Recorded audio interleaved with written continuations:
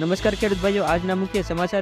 ખેડૂતોને દિવસે વીજળી ખાતરની કિંમતમાં ઘટાડો, દેવા માફી અંગેના સમાચાર વગેરે જેવા સમાચાર જોઈશું આજના વિડીયોમાં. તો વિડીયોને અંત સુધી જોવાનું ભૂલશો નહીં. તો આજના સમાચારની શરૂઆત કરીએ. ખેડૂતોને નવા વર્ષે ભેટ. વર્ષ 2024ના ડિસેમ્બર મહિના સુધીમાં ગુજરાતના દરેક ખેડૂતોને દિવસે વીજળી પાવર આપવામાં આવશે. ગુજરાતના ખેડૂતોને રાત્રે ખેતરમાં કામ કરવું નહીં પડે. મુખ્યમંત્રી ભૂપેન્દ્ર પટેલ દ્વારા આવી જાહેરાત કરવામાં આવી છે. એટલે કે 2024માં ખેડૂતોને હવે રાત્રેને બદલે દિવસે વીજળી આપવામાં આવશે. ખેડૂતો માટે મોટી જાહેરાત.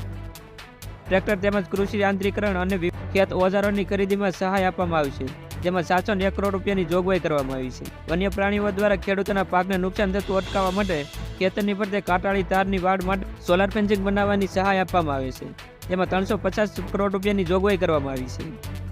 તેમજ રાષ્ટ્રીય કૃષિ વિકાસ યોજના અંતર્ગત 218 કરોડ રૂપિયાની જોગવાઈ કરવામાં આવી છે. આમ ખેડૂતો માટે વિવિધ જાહેરાતો કરવામાં આવી છે. ખાતરની કિંમતોમાં ઘટાડો. દેશના કરોડો ખેડૂતોને હવે મોટો ફાયદો થશે. સરકારે નેનો યુરિયા ખાતરની મનમાની કિંમતને વસૂલવા પર અંકુશ મૂક્યો છે. એટલું જ નહીં, હવે નફા માર્જિન નક્કી કરવામાં આવશે.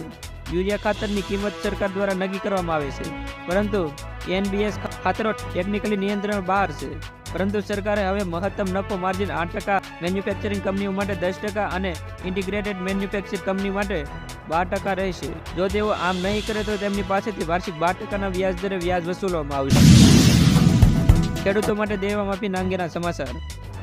રાહુલ ગાંધીએ આરોપ લગાવ્યો છે કે બીજેપીના શાસનમાં દરરોજ 30 ખેડૂતો આત્મહત્યા કરી રહ્યા છે.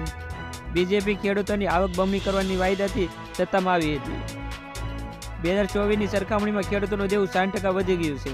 સરકારે છેલ્લા 10 વર્ષમાં ઉદ્યોગપતિઓના 7.5 લાખ કરોડ માફ કર્યા છે.